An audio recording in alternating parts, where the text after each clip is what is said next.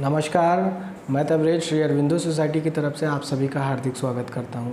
आज हम बात करने जा रहे हैं एनसीईआरटी के कक्षा 4 के हिंदी विषय के एक पाठ जिसका नाम है किरमिच की गेंद कोई लाकर मुझे दे के बारे में। आज हम इस पाठ को बताते हुए प्रयोग करने जा रहे हैं इनोवेटिव पाठशाला लेसन प्लान के अंतर्गत प्रयुक्त नवाचार प्रश्न बैंक का। तो आइए इसकी नवीनतम उपयोगिता समझते हैं। विद्यार्थी अपने सहपाठियों के साथ मिलकर पाठ में आए हुए विभिन्न प्रकार के प्रश्नों को तैयार करते हुए पाठ का पुनः अध्ययन करते हैं, जिससे उनकी सामूहिक सहभागिता का भी उपयोग होता है और वो कंसेप्ट को दीर्घकाल तक याद रखने में उनको मदद मिलती है। तो ये थी नवीनतम उपयोगिता। आइए इस नवाचार के क्रियान्वयन को समझते हैं। तो इस नवाचार के माध्यम से जिस कंसेप्ट का पुनः अध्ययन किया जाता है वह है संज्ञा शब्द, तुकान शब्द इत्यादि। तो आइए इसके क्रियान्वयन को में कौन कौन से पूर्व प्रबंध करना चाहिए वो समझते हैं।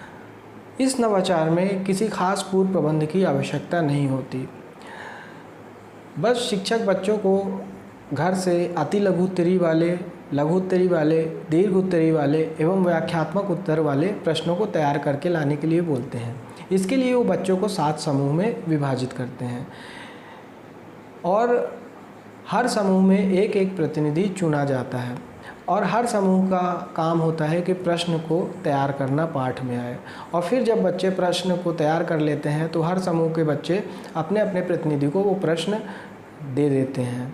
फिर वो सारे समूह के प्रतिनिधि प्रश्न बच्चों से लेकर एक प्रश्न बैंक एक तैयार करते हैं। फिर वो जो 7 समूह के 7 प्रश्न बैंक तैयार होते हैं और फिर वो साझा करते हैं सारे बच्चे आपस में और उससे एक नया प्रश्न बैंक तैयार किया जाता है और इसी प्रश्न बैंक के माध्यम से पाठ का पुनः अध्ययन किया जाता है। उदाहरण के तौर पे कुछ प्रश्न इस प्रकार हैं जो पाठ में आए थे, जैसे जो बच्चों ने तैयार किए वो इस प्रकार हैं। जैसे घर में बैठकर कहानी कौन पढ़ रहा था, तो इसका उत्तर होगा घर में बैठकर दिनेश कहानी पढ़ रहा था। कौन अपना मतलब सिद्ध कर लेने में चतुर था, तो दीपक जो था वो अपना मतलब सिद्ध कर लेने में चतुर था। बगीचे में घूस ने क्या बना रखा था, तो बगीचे में घूस ने गड्ढे बना रखे थे। अगला प्रश्न है दीपक चतुर था, वाक्य में संज्ञा शब्द बताइए, तो इसमें संज्ञा शब्द है दीपक। बगीचे में किस सब्जी के ऊंचे ऊंचे पौधे लगे थे, तो बगीचे में भिंडी की सब्जी के ऊंचे ऊंचे पौधे लगे थे। इस तरीके से और भी प्रश्न बच्चे तैयार करते हैं और ये प्रश्न को संकलित करके एक प्रश्न बैंक बनाया जाता है जिसे पाठ का पुनः अध्ययन किया जाता है। तो ये था नवाचार का क्रियान्वयन। आइए समझते हैं कि इससे कौन कौन से सीखने के प्रतिफल प्राप्त होते हैं।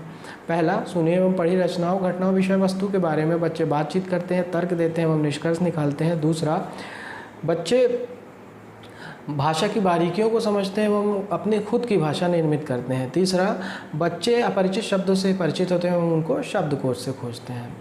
तो आइए समझते हैं कि इस नवाचार के क्रियान्वयन के दौरान शिक्षकों के लिए कुछ निर्देश हैं वो क्या है। पहला, शिक्षकों के लिए इस नवाचार की अवधि 20 मिनट निर्धारित की गई है। शिक्षक इसे अपने अनुसार बढ़ा या घटा भी सकते हैं। दूसरा, प्रस्तुत पाठ को पाठ्यक्रम के अनुसार निर्धारित माह में पढ़ाया जाना चाहिए। तीसरा, इस नवाचार क्रियान्वयन की अवधि का निर्धारण पीटीआर रेशियो 30:1 के अनुपात को आधार मानकर किया गया है। चौथा, इसमें एनसीईआरटी 2005 के उद्देश्यों को भी सम्मिलित किया गया है। तो ये थे शिक्षकों के लिए कुछ निर्देश। तो इस नवाचार से CWSN children with special needs वाले बच्चों को क्या लाभ होता है, आइए समझते हैं। यह नवाचार ऑटिज्म से ग्रसित बच्चों को अपनी सृजनात्मक प्रदर्शित करने के लिए एक मंच प्रदान करता है। तो ये थे CWSN वाले बच्चों को इस नवाचार के फ़ायदे।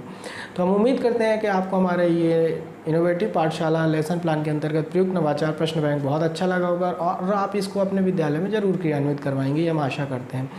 ऐसे और भी रोचक वीडियो आप देखने के लिए हमारे ZIII यूट्यूब चैनल को सब्सक्राइब कीजिए और यदि ये वीडियो आप हमारे फेसबुक चैनल के माध्यम से देख रहे हैं तो आपसे अनुरोध है कि हमारे ZIII फेसबुक चैनल को लाइक कीजिए। आपका वीडियो देखने के लिए बहुत बहुत धन्यवाद।